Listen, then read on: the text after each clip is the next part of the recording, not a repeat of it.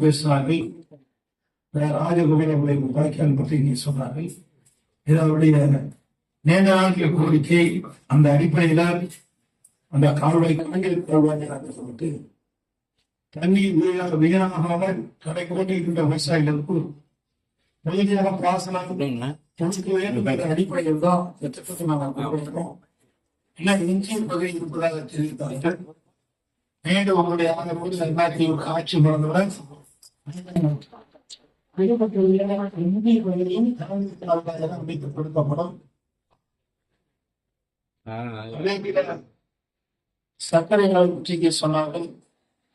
உங்களுக்கு தெரியும், சர்க்கரை வீழ்ச்சியான காலத்திலே இங்க மட்டும் இல்ல, தமிழகம் மட்டுமல்ல, இந்திய அளவிலேயே இந்த சர்க்கரை விலை வீழ்ச்சியின் காரணமாக பல கூட்டை சர்க்கரை ஆலைகள் நலிவடைந்து விட்டன. பல தனியார் ஆலைகளும் மூடப்பட்டுவிட்டன தமிழகத்திலே. இருந்தாலும் நம்முடைய கோமங்கல் சர்க்கரை ஆலை இயங்குவதற்கு அதை சரியான முறையில் இயக்குவதற்குண்டான நடவடிக்கை எடுக்கப்படும். இந்த நேரத்தில் நான் தெரிவித்திருக்கிறேன். அதே கல்வி நிலையத்தை பற்றி சொன்னார்கள். அம்மா இருக்கின்ற உயர்ந்த திட்டத்தை நாங்கள் வகுத்தோம். அம்மா மனைவிக்கு பிறகு இந்த திட்டத்தை நிறைவேற்ற வேண்டும் என்ற அடிப்படையில தலைநாளை வாழி காவிரி என்ற ஒரு திட்டத்தை கொண்டு வந்து மேட்டூர் அணையிலிருந்து வெளியேறுகிற நீர் கடலில் போய் கலக்கின்ற வரை காவிரி ஆற்றின் இருகரை பகுதியில் இருக்கின்ற வெளியேறுகின்ற அசுத்த நீர் காவிரி நதியை கலக்கி மாசுபடுகிறது. அதனால் குடிநீர் நாம் குடிக்கின்ற பொழுது பல்வேறு நோய்க்கு ஆளாக்கப்படுகிறோம். அதோடு பயிர்களும் பல்வேறு நோய் தாக்கப்படுகிறது. இதையெல்லாம் கருத்தில் கொண்டுதான் அனைத்து இந்திய அண்ணா திராவிட முன்னேற்ற கழக அரசு இருக்கின்ற பொழுது பாரத பிரதமரை நான் நேரில் சந்தித்து அனந்தவாடி காவிரி திட்டத்தை நிறைவேற்றி கொடுக்க வேண்டும். கிட்டத்தட்ட காவிரி நதிநீரை நம்பி 20 மாவட்ட மக்கள் குடிநீர் ஆதாரமாக இருப்பது இந்த காவிரி நதிநீர்.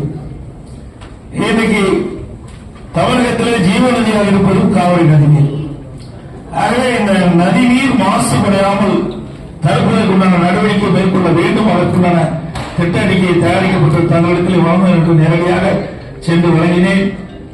அதிலே காவிரியில் மட்டுமல்ல, பவானி சாகர் அணையிலிருந்து வருகின்ற நீர், அந்த கரை ஓரத்தில் இருந்து நகரத்தில் வெளியின்ற கழிவு நீர், அதே போல நொய்யல், அமராவதி என்ற நதியில் செல்கின்ற நீரெல்லாம் கரை ஓரத்தில் இருக்கின்ற நகரத்திலிருந்து வெளியேற்ற நீர் நதியிலே கலந்து மாசுபடுகிறது. இதை கருத்தில் கொண்டு திட்ட அறிக்கை தயாரிக்கப்பட்டு நாங்கள் மத்திய அரசு கொடுத்தோம். அதில் இந்த கழிவு நீரை சுத்தவரித்து ஆற்றில் விடுவது, பியூரா நல்ல நீராக விடுவது. கடைசி பகுதியில் கடலில் கலக்கிறது கூட இந்த நதியை சுத்தமாக இருக்க வேண்டும். அதற்காக 12,500 ரூபாய் மத்திய அரசு கடந்த ஆண்டு நமக்கு ஒதுக்கீடு செய்யப்பட்டு முதல் கட்டமாக 950 கோடி இந்த ஆண்டு கொடுத்திருக்கிறார். இதை நான் முதலமைச்சர் இருந்த காலகட்டத்திலே இந்த திட்டத்தை நிறைவேற்றுவதற்கு கண்டு முயற்சி செய்தேன். அந்த முயற்சியின் பயன் இன்றைக்கு பலன் பெற்றிருக்கிறது. பாரத பிரதமர் அவர்கள் அப்பொழுது இரு அவையுடைய கூட்டத்திலே மேதகு குடியரசுத் தலைவர் உரையை இடம்பெற செய்து இந்த திட்டம் இந்த தினம் நிறைவேற்றுகின்ற சூழ்நிலை கொண்டு வந்திருக்கிறோம். இடையிலே வந்த அரசாங்கம் அதை பொருட்படுத்தாத காலத்தாலே காலதாமதம் ஏற்பட்டுவிட்டது. மீண்டும் அதிமுக ஆட்சி வந்தவுடன் விரைவாக இந்த திட்டத்தை நிறைவேற்றி குறிப்பிட்ட மாதிரி இன்றைக்கு நதிநீர் முழுவதும் சுத்தமான நீராக இருக்கக்கூடிய சூழலை நாங்கள் உருவாக்கி தருவோம் என்பதை நேரத்தில் தெரிவிக்கிறேன்.